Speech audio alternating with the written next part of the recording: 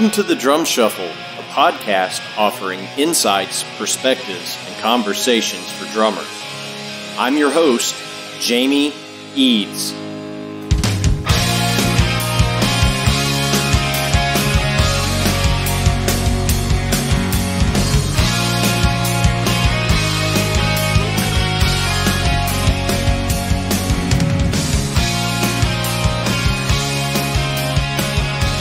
Hey, how's it going out there, everybody? Welcome to the Drum Shuffle podcast. Jamie Eads joining you as I do each and every week. This is episode 126. I hope everybody's having a great week out there. I hope everybody's having a good start to the spring season out there. We've been a little hit or miss here lately, and that's okay, but we do have a fantastic episode for you today. I'm going to be joined by Zeke Martin right after this message from our sponsor, Los Cabos Drumsticks. The best kept secret for drummers is finally out. Los Cabos Drumsticks may look like the sticks you grew up with, but these are not your father's drumsticks. Los Cabos Drumsticks is Canada's #1 drumstick brand, and they are coming to a retailer near you. With operations in over 28 countries worldwide, thousands of drummers have already discovered the Los Cabos difference. Using FSC certified wood from Canada and the US, Los Cabos make the finest quality drumsticks, percussion tools, and accessories on the market. The best news, Los Cabos Drumsticks offers you a ton of choice. They have 22 individual drumstick models and 14 percussion tools, many of which are available in 3 different wood types: maple, white hickory, and red hickory. Red hickory comes from the center or heart of the hickory tree and has been independently proven to be both stronger and more elastic than white hickory without adding a lot of weight. While most drumstick manufacturers have shunned red hickory, Los Cabos Drumsticks has embraced it, becoming the only established stick brand in the world to offer a full line of red hickory drumsticks. To learn more about Los Cabos Drumsticks, visit them online at loscabosdrumsticks.com, follow them on Facebook, Twitter, or Instagram, and don't forget to ask for Los Cabos Drumsticks at your favorite retailer. Dare to be different. Join the Red Hickory Revolution with Los Cabos Drumsticks. All right, guys and girls, as I mentioned before our break there, we're going to be joined by the great Zeke Martin in just a moment. Zeke is now making his home up in the Boston area, and he stays very, very busy as the founder and leader of Zeke Martin and the Oracle. Just a super band. If you love, funk, pop, rock, jazz, kind of a fusion of all those great styles, Zeke Martin and the Oracle is going to be right in your wheelhouse. Zeke also does tons of other pickup gigs. He also teaches at Northeastern University. Just such a cool cat, great guy, and we had a really nice, wide-ranging conversation. And if he's not on your radar, he certainly needs to be. Again, just such a cool guy, and I learned a lot from this conversation, and I hope you will too. Please help me welcome to the Drum Shuffle, Zeke Martin. Zeke, good afternoon, brother. How are you, man? Hey, Jamie. How are you? It's great to talk to you. Yeah, man. Thanks for taking time to come on the Drum Shuffle. We appreciate it. I guess you're up in Boston. How are things up there right now? We're getting there, man. The sun is out, so that's always a plus. So, we're getting there. I know, people think of Boston and they think of cold weather. But we're getting there. It's 60, for us, that's like midsummer. So right. Not me. Anything under 70 for me is cold, but for most Bostonians, today would be considered a spring day. I got you. Well, at least the Red Sox are back in action now. Exactly. There's something to do. But you say when people think of Boston, they think of cold weather. When I think of Boston, I think of the insane drivers. That's the one thing I remember about Boston. Yeah, well, it's because Boston is set up as a circle. See, unlike, let's say, like New York or like Manhattan, Manhattan is a grid. It's great. I love driving in Manhattan. Everybody knows where they're going and all that stuff. In Boston, it's very circular, and streets are getting changed all the time. And so people get lost or are kind of like, I don't know where I'm going. So that's mainly why the driving is, let's just say, quote unquote, different than other places. I think that's putting it mildly, Zeke.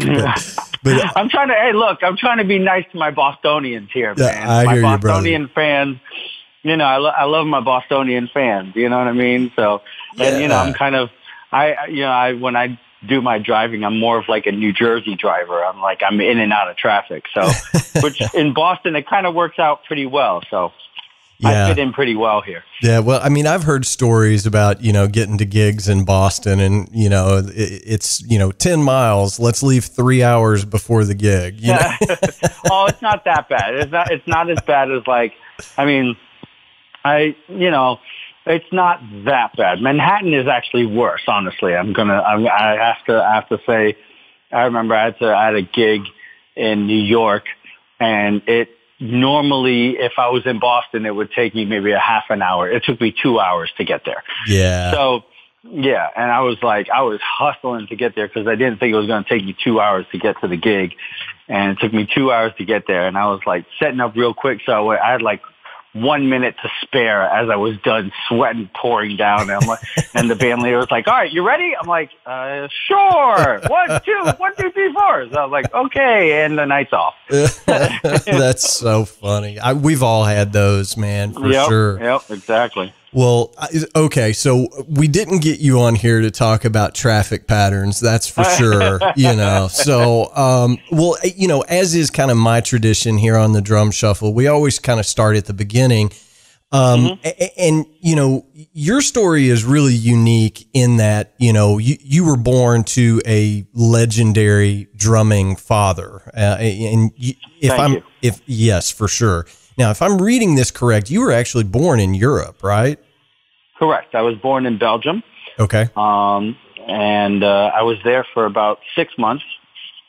And the reason, and people are like, well, are you an army brat? No, I'm a musician brat. Yeah. And as a musician brat, you move around a lot. You know what I mean? So my father, Stu Martin, he was born and raised in New York. He was born in Liberty, New York, and grew up in New York. And his first gig was actually with Count Basie, where he basically went down to see the band off at the bus. And, the band's loading up and the drummer doesn't show. And Count, sees him and says, hey, you play drums? And he's like, yeah. Like, all right, get on the bus. No way. That's crazy. Yeah. So, I just found this out maybe a couple years ago that, back during that time, I would say maybe mid 50s, 60s, something like that, when a lot of the big bands were around. My father was actually one of the drummers that was getting lots and lots of calls for big band stuff. So playing with, Count Basie, and then playing with Maynard Ferguson big band, and playing with the Quincy Jones big band. I actually have a recording of the Quincy Jones big band live at Newport Jazz Festival. And in that band is, my goodness, Maynard Ferguson. Who else is in that band? I can't think of his name off the top of my head. Just a bunch of people. That was the big band, you know what I mean, for Quincy Jones. And my father was the drummer. And so that obviously led to other stuff. Well, and I was familiar with your dad from he played with McLaughlin, of course. Mm-hmm. He played with Herbie Hancock. I mean, so, right. When I made that connection, I was like, wow, man, Zeke never had a chance to do anything other than be a drummer. Actually, I did. And I almost quit drums, and this story is starting to get out more and more. But before, people didn't really know this. I actually almost quit drums to go play tennis. Really? Wow. Yeah. Okay. Doesn't mean I was really good at tennis, but it just means that I really love, growing up in Europe, they didn't have, so I was born in 1973. So I was in Europe from 1973 to 1986.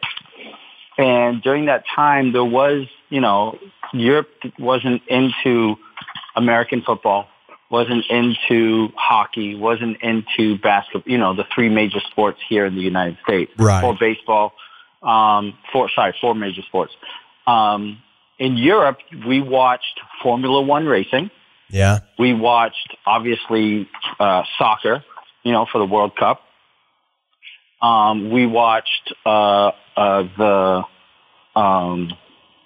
can I not think of it? The Tour de France, right? The cycling. Sure. And then we also watched tennis.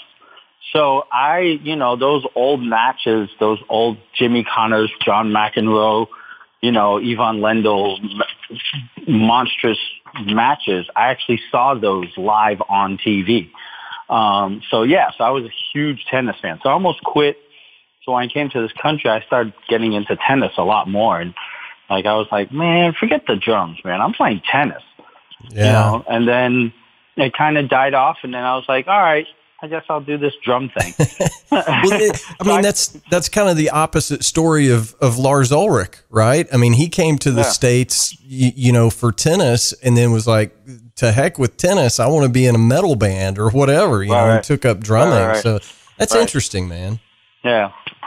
Well, that's cool. So I know your dad was, not only did he gig all the time, but when you guys got back to the States, he was a very well-known and well-respected educator up in the Woodstock area of New York. Right. So I'm assuming you grew up around that, your dad teaching all these cats coming to the house to learn. And, did that kind of keep you on the drumming path, or was it just a natural progression? You decided, hey, I'm going to stick with drumming. Actually, so like I said, I was born in Belgium in 73. I was there for 6 months. And then after 6 months, we moved to Woodstock, New York, where he did, a lot of that teaching. I really wasn't paying attention. I was not into drums. I was, 6 months old. There's a great story about that, which he was teaching this class, this rhythm, and they just could not get it. And he called me in. I was like 1.5, 2, something like that. And he calls me in. He's like, Zeke, come here. He's like, play this rhythm. And I played the rhythm. And then he was like, see, if my son can do it, why can't you guys do it? I'm saying it in the nice way. But, and then he got a phone call from John Sermon, who was a saxophone player, that they were in a band together called The Trio in the 70s and 60s. Really well known over in Europe. And so called him up and said, hey, I got this gig at the Paris Opera. And he was like, all right. So then we moved to Paris. So that was like maybe 75, give or take. And then my mom and my father split up when I was 3. And she started dating the lighting designer from the Paris Opera, who became my stepdad, which is John Davis. So I always had a great rapport. I always had a great relationship with my father. Unfortunately, he died in 1980. But I never, the thing about my parents is they never pushed me to play drums. It was never go practice, go sit down and practice, go, Yeah. It was like, look, if you want to play drums, cool. If you don't, that's fine too. Okay. Well, it's always interesting to me, for guys like you that grow up with, a famous drumming father, for example, Mm-hmm. It's always curious to me. Is that legacy hard for you? I think of like Jason Bonham as an example, you know, John Bonham, arguably the greatest rock drummer of all time, you know, to many folks.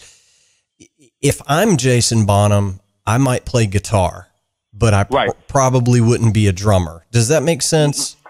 It does. Now you see why I almost went into tennis. Yeah. Yeah. I mean, that's got to be a hard thing to live up to, you know, being the son of Stu, right?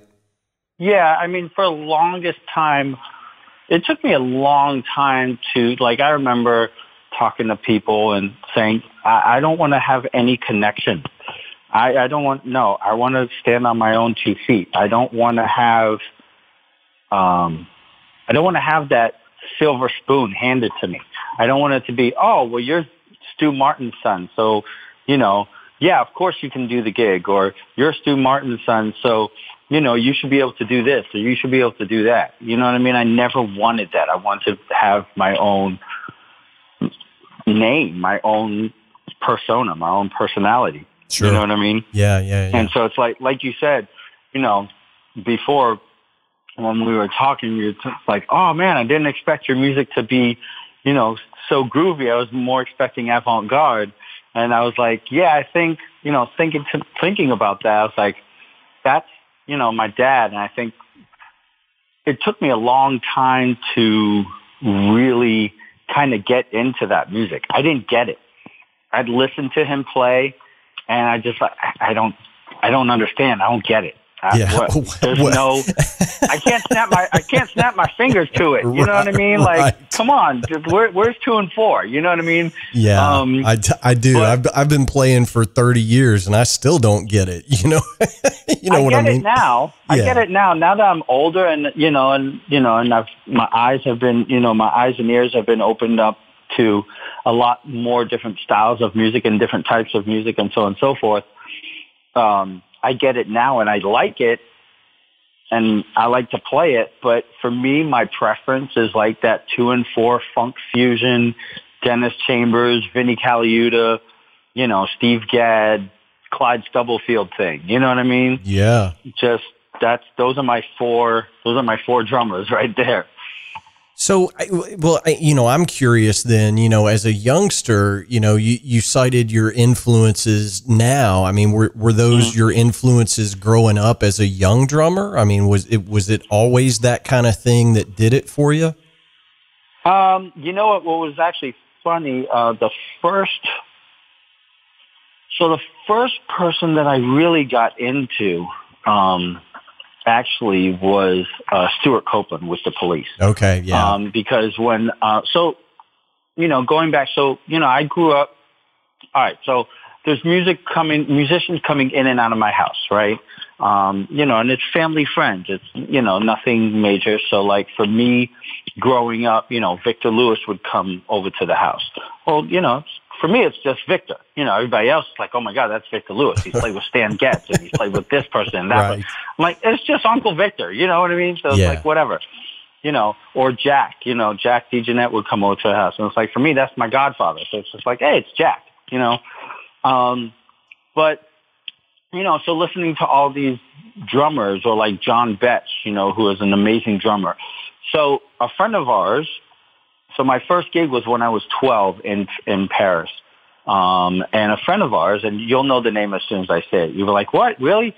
So a friend of ours said, hey, do you think, asked my mom, hey, do you think Zeke would want to play with us? We're playing at this art gallery, in Paris. And it's, the bass player is Jean-Jacques Avenel. One of the other sax players is this guy named Steve Potts.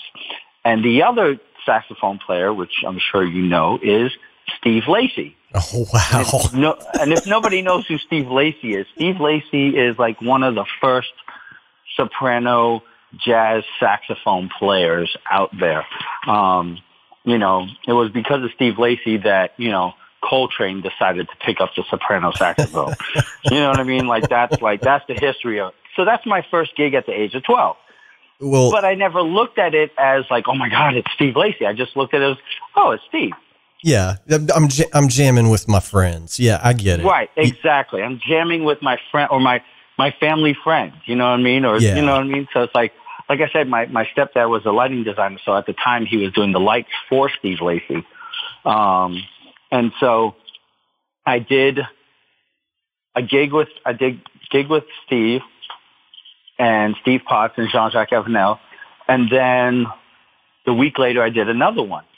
And Steve Potts went up to my mom, was like, wow, he sounds like 10 times better. Did he practice anything? Or did he, what did he do? He sounds amazing.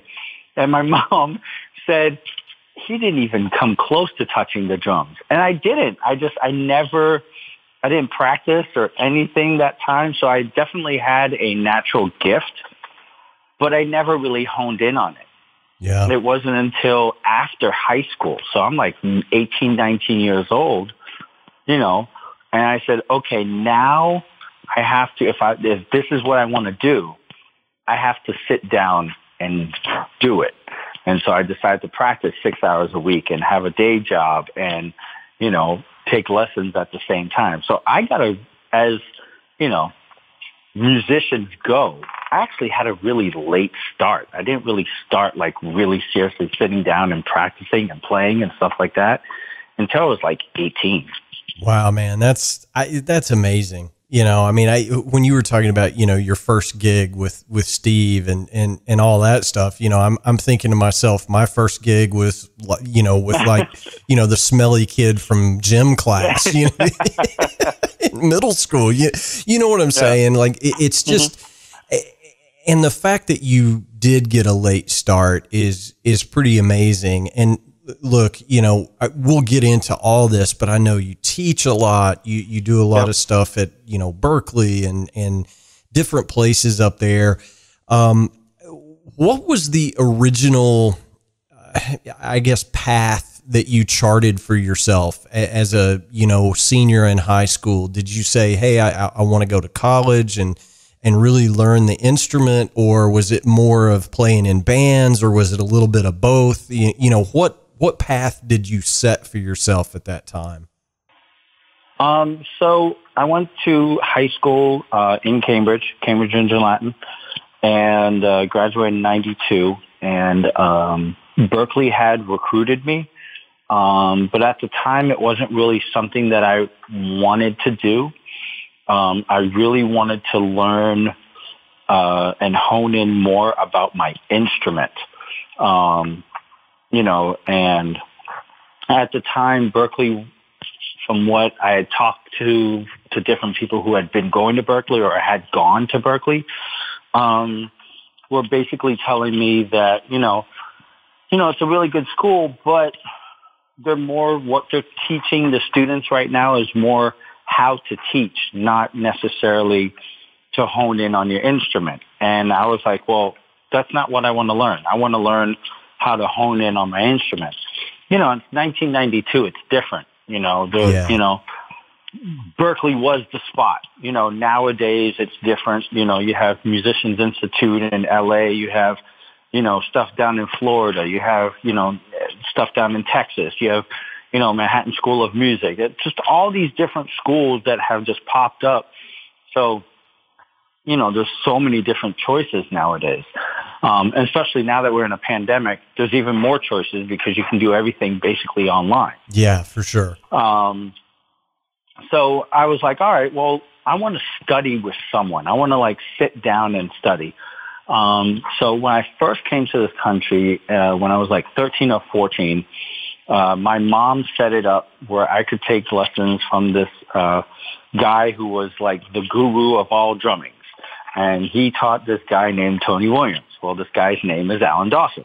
Oh, wow. I studied with Alan for 6 months, and we just didn't click. It happens, some teachers you click with, some teachers you don't. So then after I graduated high school, there was this great drummer at my high school named Keith Gibson. And I wanted to study with him. And he was like, man, I am so busy. I just can't. I'm going to recommend you to someone. I said, okay, fine. Not what I wanted, but I was like, all right, cool. It's like, go check out this guy. His name's Ron Savage. So I was like, all right. So it just so happened that Ron was teaching at Berkeley at the time. So I contacted him and I started studying with Ron. Well, come to find out, Ron also studied with Alan Dawson. And Ron started teaching me the same way Alan did. But for some reason, with Ron, it just clicked. So I studied with Ron for like 2 years and playing in a rock band, this one rock band that I've been playing in since I was 16, and played with them for like 2 to 3 years. So like some part of high school and then after high school, the name of the band was called Small Town No Airport. So It was a great rock band. We toured like all up and down the East Coast, and it was great because you got the 16-year-old kid, with all these 20-something guys, and, they're getting all the beer and all that stuff at the night, and I'm getting the $50. So I was like, this is cool. I can deal with this, Smart guy, Zeke. Yeah. So, so I got the money and they got the alcohol. So I was like, that's fine. That's cool. Works for me. So I studied with Ron Savage for 2 years, and he really kind of gave me all the basic tools. You know what I mean? He gave me the blueprint for everything. And then from there, it was just, I was like, all right, I'm moving to New York. And so I moved to New York and, tried that out for a little bit. Yeah, well, I mean, and it's well documented how hard that is. You got to go plug yourself in and try to get gigs, and it's not easy, but right. I'm sure you did plenty up there. But I'm more curious about, these recordings that I've been checking out, which is really interesting. And I want to say that, the Oracle, so it's Zeke Martin and the Oracle. Yep. Was that late 90s was the formation, or the early 2000s? Early 2000s. We started, our first record was in 2001. And it was entitled Landscapes. And it was basically, what was it? At the time, I think it was called, oh my God, I can't remember. I had a different name for it. I think it was Zeke Martin Band or something like that. And then it was called Zeke Martin Quartet. And as time progressed, the name changed throughout, CDs. So it went from Zeke Martin Quartet to ZMQ to Zeke Martin Project, because what was happening is sometimes on gigs, I'd have 3 people, or maybe I'd have 5 people. I got Sometimes I'd have a vocalist. So I changed it to Zeke Martin Project. And I was like, okay, that's cool. And then after a bit, there was 3 other guys that I was really playing with. And we were so all 4 of us were sitting at a gig, and it just clicked. The 4 of us just clicked. And I was like, man, this is like a band. This is Jim Beard, Schofield, Gary Granger and Dennis Chambers type of band. It's a band, and so we need a name. And they were like, well, it's your band. I was like, so it should be definitely Zeke Martin. And I was like, well, what about Zeke Martin? And I said something, and somebody else said, well, what about Zeke Martin and the Oracle? I was like, that's it. I love it. Let's do that. So that happened maybe 10 years ago or something like that. Okay. And so ever since then, I've released, the albums that I've released have been Zeke Martin and the Oracle. I got you. And we're just going to, and that's it. We're going to stay with Zeke Martin and the Oracle. So until the day I die, it's Zeke Martin and the Oracle, period. As no more changing. Man, I hear you. It's tough. As I was saying to you, before we turned on, the recorder here, I didn't know what to expect, right? I was unfamiliar. And when I made the connection that, okay, this is Stu's son, I thought it was probably going to be some pretty groovy jazz, right? Right. And I put on, whatever the very first thing was. I was like, oh man, this dude has got some soul, some funk. Oh, thank you. There's jazz elements. It really is a great fusion sound. And thank you. You guys don't shy away from the rock either, Right. And I just found myself listening to it going, man, this will put some butts on the dance floor, Right. in a concert hall, and really tastefully done. Everything that I've heard. So I guess I'm curious, I know obviously right now with COVID and there is no touring, all that stuff, but how active are you guys in a normal year? Are you doing 200 dates, 100 dates? How busy do you stay?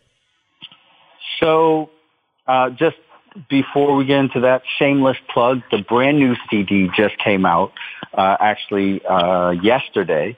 Which is called the Trio album, and it's 4 different trios. That you can find that on any music platform, from Spotify to Apple Music to iTunes, whatever. And it's called Zeke Martin and the Oracle, and then the name of the album is the Trio album.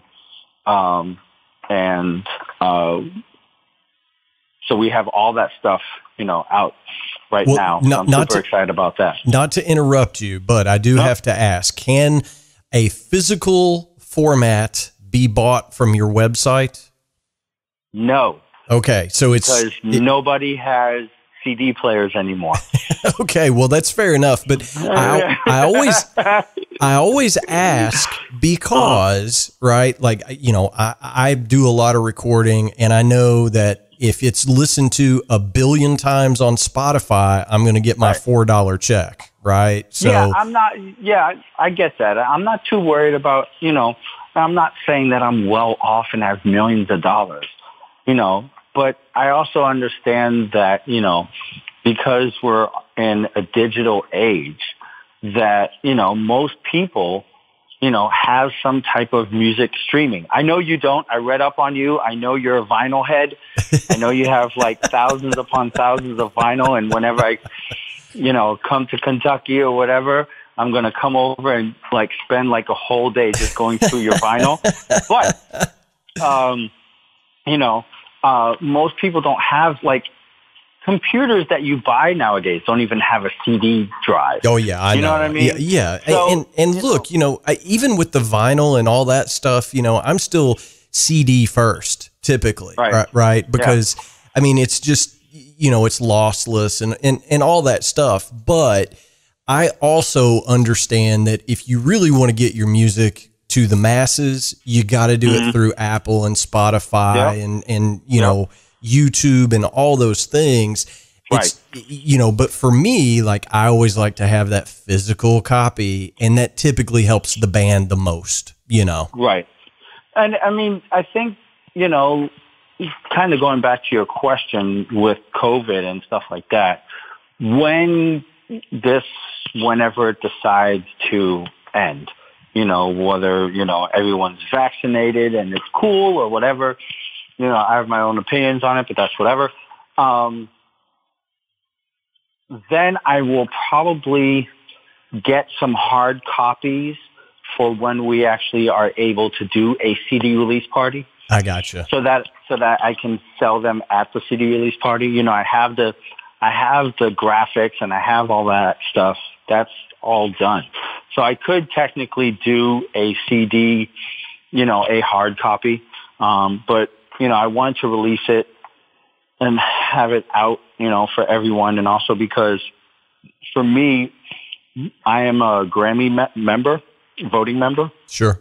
So I am super big on trying to, get, I would love for it someday to be, Zeke Martin Grammy nominated. You know what I mean? Yeah, man, for sure. Grammy nominated Zeke Martin and the Oracle, or whatever the case may be, So, with COVID, or kind of going back to your question, usually when there's no COVID, me personally, I do somewhere about 175 to 200 shows a year. Wow. Yeah.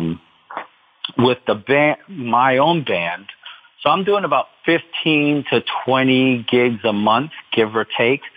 I would say maybe 5 of those are my own band.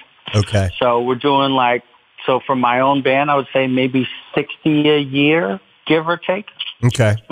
Yeah. So that's not too bad of a, I mean, it varies. It could be, 1 month I might have like 8 gigs, for my band, and the next month I might have 2. So, and during the pandemic, I've, actually had about 2 to 3 gigs a month, playing, at this great club, which I'm actually playing this Friday. Anybody who's in Connecticut, in Putnam, Connecticut, I'm playing this Friday at the Stomping Ground. Yeah, so, it's, I'm really lucky and blessed that I'm able to like do teaching, because I teach at Northeastern University, doing private lessons there. And then in the summertime, I actually teach at Berkeley for a percussion weekend. So I didn't last year, because there was no, no classes, nothing in person because of COVID.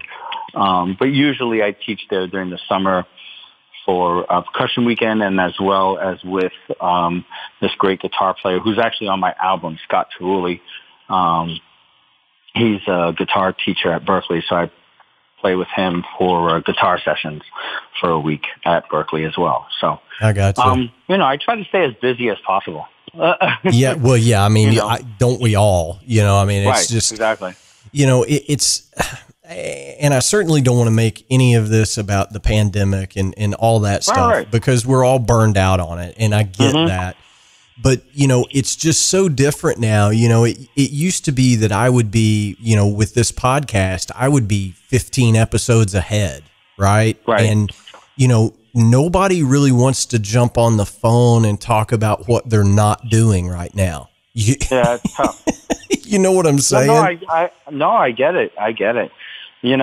For me, I took the mentality, and just, and I'm not saying everybody can do this or not do this or whatever, but I took the mentality of one day, this can't last forever. We're not going to have a pandemic for the rest of our lives. So one day this is going to end, obviously.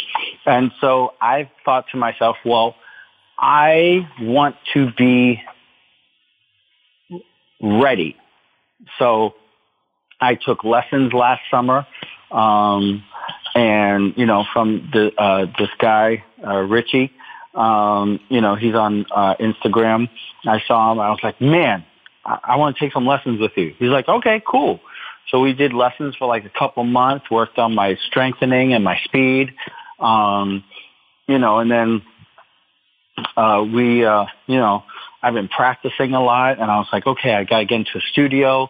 And so it's like, my thought is like, be ready when it's over, as opposed to when it's over, it's time to get ready. Yeah. You know what I mean? Yeah. Oh yeah, for sure. And, and I think that's an important point. I think, for example, I've got a ton of friends down in Nashville, that they're in that giant touring industry, and it all just stopped, and it will start up eventually. And you'd best be ready to jump on the bus, because if you're not, you're going to be sitting at home. Right. Exactly. So totally get it. So studying with, Richie Martinez, for a little bit, which was great. Did a bunch of recordings, including my own album. I actually recorded 3 albums. I did my studio album, then we did a live album. And then I'm actually coming out with, how Nate Smith did kind of like a drum, just a, kind of like a groove CD just by himself. Yeah. I decided to do that too. So it's like, I do videos like on social media of just me playing along, just playing different grooves. And I keep getting people say, hey, man, that's a killer groove. Do you mind if I sample that? I was like, yeah, go for it. And, I get that, a good amount of time. So I was like, why don't I make a CD of me playing these grooves? And then I can just, they can get the music, and then they can sample it and not have to worry about, hey, do you mind if I sample that? Do you mind if I sample this? So, yeah, so that's the next release, probably this summer or early fall. Cool, man. Well, we'll all be looking forward to that. I find that really interesting because, the music industry is so different now than it was, even 10 years ago. Right. There's, or 5. Or 6 weeks ago. I mean, it's right, just exactly. constantly evolving. There's so many great drummers that have really changed over to kind of do that sort of thing. Immediately comes to mind Matt Chamberlain, Ash Sohn, Blair Cinta. There's just so many guys right now that's what they're doing. They're just doing, loop CDs or whatever. And it's an interesting way to diversify our portfolios as drummers. Yes. Yes, for sure. Most definitely. Definitely. Because, I think what's starting to happen, with a lot of, music and drummers and stuff like that, it's like,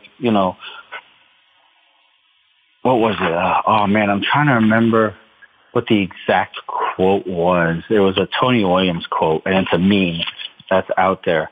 But it was something like, the flashy fills are cool, but the pocket is more important, or something to that effect. I have a really good friend of mine. His name's Joe Davis. He's a great drummer. And he has a great line. He goes, 2 and 4 puts food on the table. So, playing those grooves and, sticking to that pocket and just, people, that trend is starting, I think, kind of like starting to come back a little bit. And, people are starting to like that more. Trends come and go, right? So maybe in 5 years, the flashy fills will be the in thing again. And then it'll go back to pocket and then flashy fills and then pocket. You know what I mean? Oh, I do. So, yeah. But, for right now, I think the pocket's kind of starting to make its comeback a bit. And so, I think that's why you're seeing a lot of those different drummers that you mentioned, put out those different, sample CDs of like, hey, this is my groove, and this is this groove or this groove or this groove. Yeah. Well, I mean, if pocket playing comes back, I'm going to be busy because that's you and me both. That's all I know how to do. I can't do the flashy stuff, man. But I think you bring up a really good point, and I'm kind of curious about it. But I've played in tons of cover bands and, the wedding bands and all that stuff. And if I ever have to play Brown Eyed Girl again, I'll probably be half suicidal, right? But at the same time, if you can go on a gig and do that and do it well, you will stay busy. You'll get calls. Yeah. Oh, most definitely, for sure. I think, I'm actually, I stayed away from the quote unquote wedding bands for many, many years. When I came back to Boston in 2007, I joined a wedding band and I did that first season. That was cool. It was fun. I had a really good time. And then, since then I hadn't really done any wedding gigs. I've been busy. I'm doing club dates and I'm doing 150 to 200 club dates a year. So I don't really have time to do wedding gigs. And, I have 2 kids now. So it's like in the summertime, I kind of try to pull back so I can spend time with my kids. Well, because of the pandemic and we're kind of low on gigs and stuff like that, I said, well, when wedding season comes around, it's going to be busy. And, sure enough, got a call from this wedding band that's like, hey, would you be interested in joining? I was like, you know what? I'll do it. I'll take the gig. And because I know that, it's going to be busy and, I'm sure I'm going to be working a lot and stuff like that. And, there's 7 days a week. So if I'm busy Friday and Saturday, you know what? In the summertime, then I got Monday through Thursday to hang out with the kids. Yeah, for sure. Well, and so you immediately went into your practice room and brushed up on Brick House, right? I mean, that's well, yeah, pretty much. I mean, I have the list. I actually just started listening, because I'm not, I'm not familiar with a lot of the top 40 stuff that's out there right now, and I know Rihanna and I know who they are, but it's like, okay, I gotta brush up on that stuff. You have the cocktail hour, which is all jazz. So I'm cool with that. That's no problem. But, when it comes to like the top 40 stuff, it's like, okay, what? I've never heard of this song. Okay, I got to listen to this. Yeah, man, I hear you. And, I mean, I think a lot of folks, I got to be careful how I say this, but, I think a lot of folks don't understand that in order to be your own man and to have Zeke Martin and the Oracle, you're probably not going to get rich doing just that, right? You've got to have other stuff going on. And that's the hardest thing to explain to a non-musician is like, yeah, man, I got to go play weddings sometimes, I've got to go play. I got to go teach. Yeah. I got to go do a top 40 country gig or something like that, to get through to the next thing that I really want to do, the next record or the next clinic or whatever the case may be. So kudos to you, man, for thank you. I appreciate it. Yeah, that's. But it's funny because, actually it's really interesting. That actually happens on all levels. I don't think a lot of people realize that or recognize that. I have a really good friend of mine. I'm not going to say his name, but I have a really good friend of mine. He did the American Idol tour, playing drums, and, he enjoyed it and he liked it and blah, blah, blah. But it was like, this is my moneymaker, Yeah. When I go back home, I'm going to, go into the studio with my own band and record my CD. But this is how I am able to do that with this gig. You know what I mean? So I get it. I totally understand. Yeah. You know what I mean? And all of that's important. I mean, there's guys that can play circles around most other drummers that go out and tech on tours. There'll be a drum tech to make enough money to put out their band's next record because recording budgets. I've done it. Yeah. I mean, recording budgets nowadays are zero. Yeah. Even if you're on a major label, your budget's like $4,000. That doesn't even open up the mic locker at most studios. Right. Exactly. Yeah. So it's just, there's one thing I learned. It's like, kind of to your point of like, you gotta be, first of all, you gotta be as versatile as possible. That's the first thing. Second, you gotta be able to, branch out and don't think, there's only, don't think I am a such and such a drummer.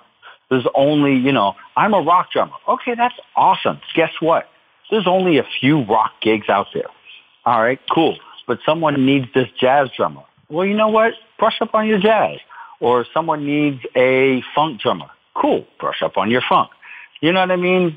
Be as versatile as possible. Learn how to play all, that's one thing that I think is really amazing about Boston as far as the musicians that are here in Boston is that all the musicians are so versatile because in one gig or even just in one song, you can go in that song. It can go from funk to R&B to rock to jazz to reggae to Latin, and all the musicians here can hang. They can all do it. They can all jump.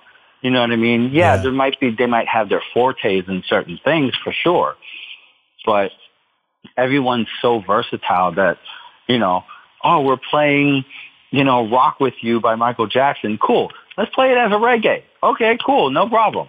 And boom. And it sounds like reggae. It's not these guys trying to do reggae. No, it actually sounds like reggae. So that's my advice for up and coming musicians. Be as versatile as possible because it will get you work. Yeah, for sure. And I mean, that's just such a great point that, you have to be, I've always heard never say no to a gig, say yes to everything, play in all these different types of environments and different situations. Well, you got to be ready to be able to do that. Right. I mean, right. Yeah. You can't just say yes and then be like, what do I do now? Right. Exactly. You got to know how to hang. And when you're in an environment like that, where all the players can do all the styles and they're, well-versed, it makes you a better player when you're surrounded by that.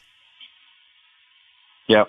I learned at a young age that, you know, you should strive to play with people that are just as good or better than you, because that will make you be better and work harder to be better and be better at their level, you know what I mean, and come up to their level. Then, and also, you know, if you are a musician and you're playing with someone who's maybe not as good as you, don't put them down. Your job as a musician who is better is to lift up the people who are not as good as you. You know what I mean? So it's definitely a hand that washes the other hand. Yeah. Yeah, man. That's really important too. You know, I mean, I think we've all gone to see a band and you'll say, wow, man, that bass player is really carrying the water, you know, so to speak. But you know what? A rising tide raises all ships, right? I mean, that's the way I've always tried to look at it. You know, if you're, you know, I've been on gigs where I've played with incredible bass players and my drumming is better because of it, because they can cover up all my weaknesses, right? Or you strive to be like, you hear this person playing with you and you're like, wow, they're amazing. And you're like, man, I gotta be on top of my game. Like, I gotta be able to like hang. And so it makes you work harder and makes you be better. You know what I mean? Yeah. And also that bass player is also saying, all right, yeah, cool, man. You know what? Let me help you out. Let me give you a couple hands here and there. You know what I mean? Yeah. Well, it's definitely a language, and you know, it's a conversation in front of a live audience kind of thing, and it's really cool.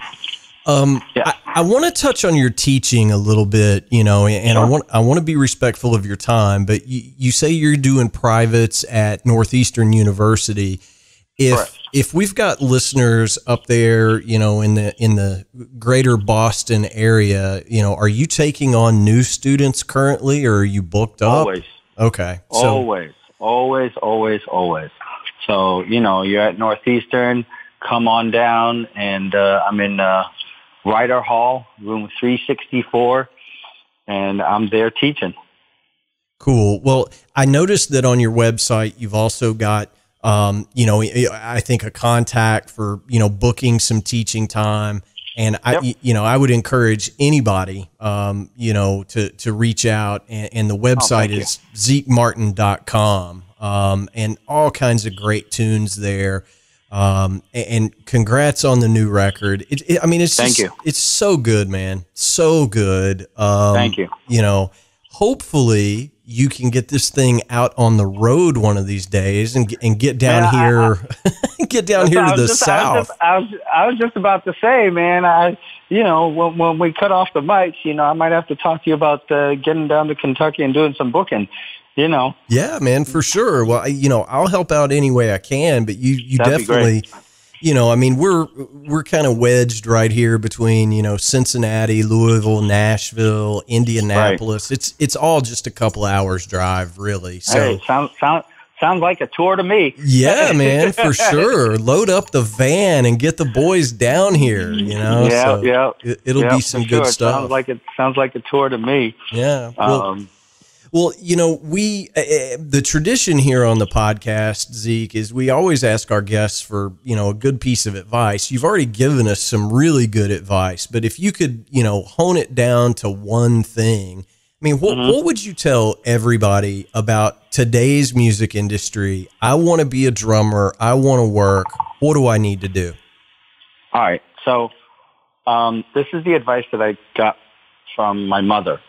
I was 16 years old, and I'll try to make this story pretty quick and short.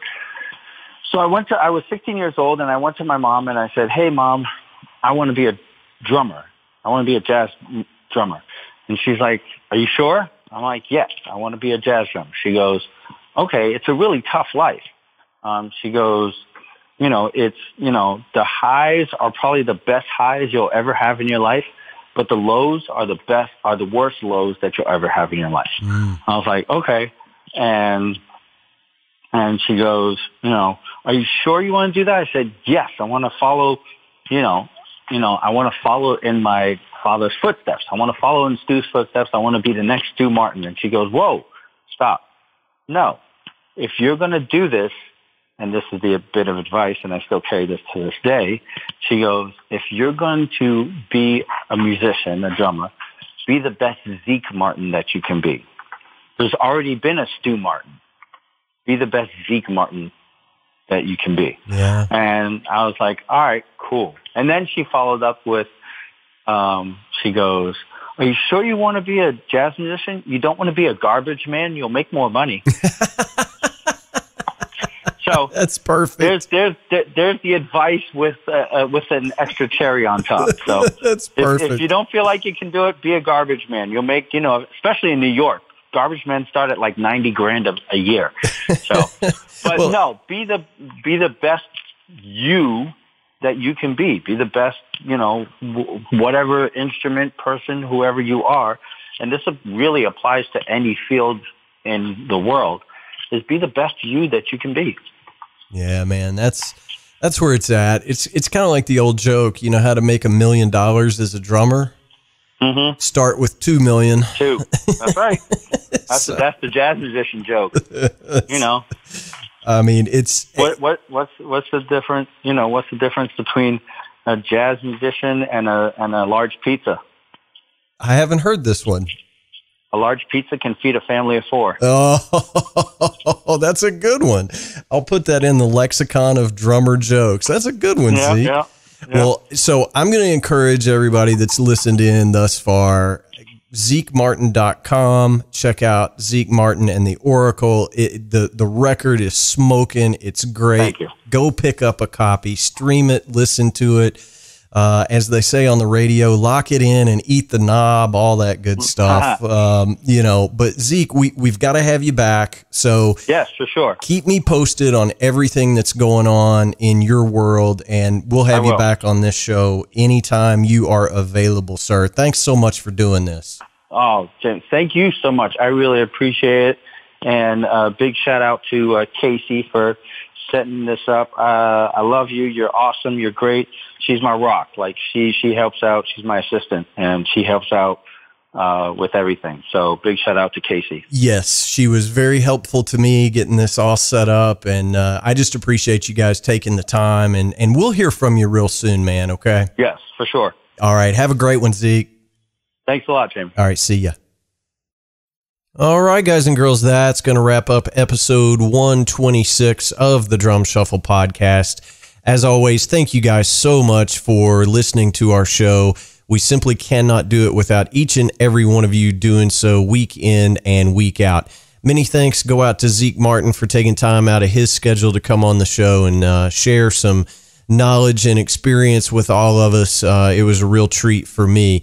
Hey, we've got a great episode coming up next week. I'm going to be joined by Cam Tyler, just a fantastic drummer out in the Las Vegas area, does tons and tons of gigs, does a lot with Cirque du Soleil out there, and we talk a little bit about his new project, which is fantastic as well, so you're not going to want to miss that. If you don't want to miss it, go ahead and hit the subscribe button on whatever platform you use to listen into the Drum Shuffle podcast. That helps us a lot. The biggest thing you can do to help out our small, independent, one-man show is share a link with a friend. If you know somebody that might like the Drum Shuffle podcast, just simply send them a link to thedrumshuffle.com. That helps us more than you'll ever know, and we appreciate it also more than you'll ever know. Hey, we answer every single email that we get over here at the Drum Shuffle podcast. Our email address is thedrumshufflepodcast@gmail.com. And you can always find more information about me over at jamieeads.com. Again, thanks so much for tuning in. We just appreciate it more than you can possibly imagine. I hope everybody has a great week out there. We'll be back next week with episode 127. So until next time, may your heads stay strong and your sticks never break. Cheers, everybody.